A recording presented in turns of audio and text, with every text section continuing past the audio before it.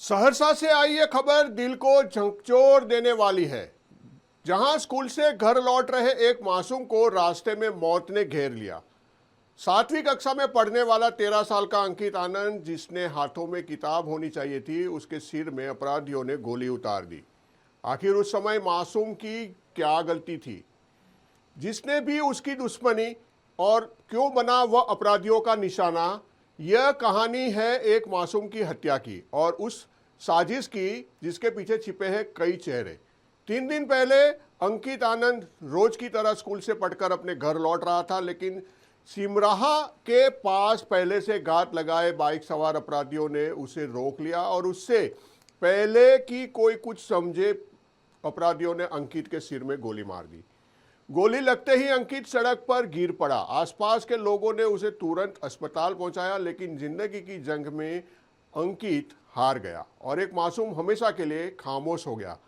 घटना के बाद पुलिस हरकत में आई, सीसीटीवी फुटेज खंगाले गए, सूचना तंत्र को सक्रिय किया गया और आखिरकार पुलिस ने इस हत्याकांड का खुलासा करते हुए मुख्य शूटर सहित 3 अपराधियों को गिरफ्तार कर लिया। पुलिस गिरफ्त में आए सभी आरोपी इसी इलाके के हैं, यानी सिमराहा के रहने वाले ही है। लेकिन कहानी यहीं खत्म नहीं होती है, क्योंकि साजिश में शामिल 3 अन्य अपराधी अभी भी फरार है और पुलिस उनकी तलाश में लगातार छापेमारी कर रही है। एक मासूम छात्र की हत्या अपने ही इलाके के लोगों द्वारा, क्या यह पुरानी दुश्मनी का परिणाम था या फिर किसी और बड़ी साजिश का हिस्सा? आखिर किसने छीनी अंकित की जिंदगी? कौन है इस मासूम का असली कातिल? देखिए ये रिपोर्ट।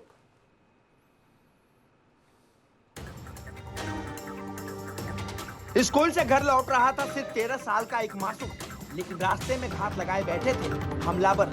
सहरसा में छात्र अंकित आनंद की हत्या ने पूरे जिले को झकझोर कर रख दिया था। अब इस सनसनीखेज हत्याकांड का खुलासा हो गया है। 3 दिन पहले 7वीं कक्षा के छात्र अंकित आनंद स्कूल से पढ़कर अपने घर सिमराहा लौट रहे थे। इसी दौरान बाइक सवार अपराधियों ने उनके सिर में गोली मार दी।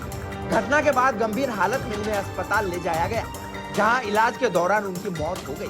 पुलिस ने लगातार छानबीन, सीसीटीवी फुटेज और मानवीय सूचना के आधार पर मुख्य शूटर समेत 3 अपराधियों को गिरफ्तार कर लिया है।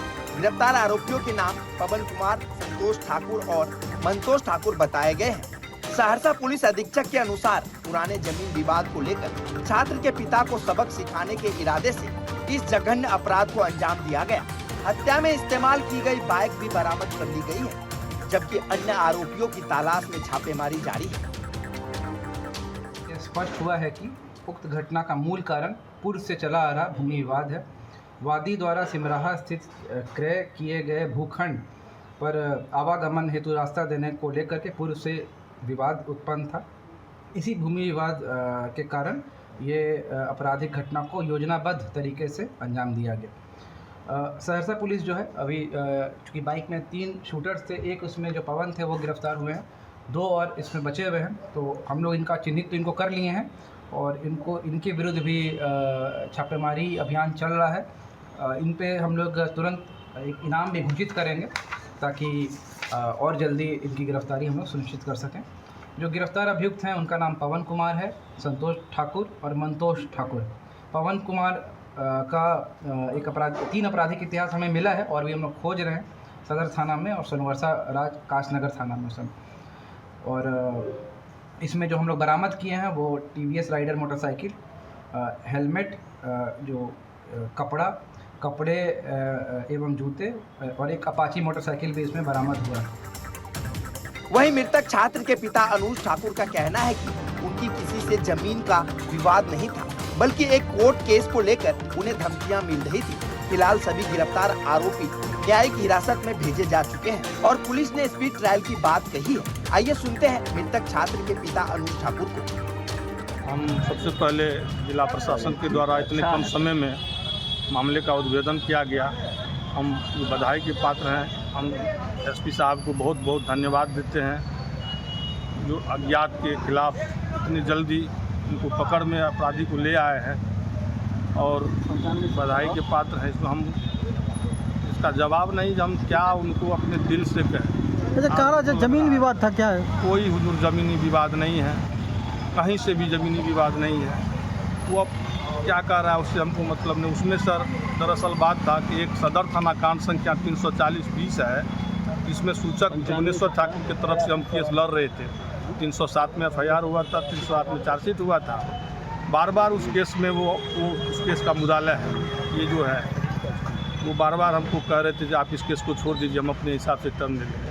तो बोले हम तो भाई वकील हैं, हम नहीं करेंगे, कोई और कर लेगा। उसके बाद एक और काम आया था, जो एक उनका एक चाची था, दादी था, जो डेथ कर गया था। वो नावल था, उनका अंगूठा का निशान था 1000 के स्टाम्प पर। वो उनको बोला था इसको वेरीफाई कीजिए। हम बोले वेरीफाई करेंगे, इस पर हमारा एनरोलमेंट नंबर आएगा। कल के डेट में ये अगर मामला न्यायालय में जाएगा तो फिर हमारा लाइसेंस कैंसिल होगा, इसलिए हम मुआवजा नहीं किए थे।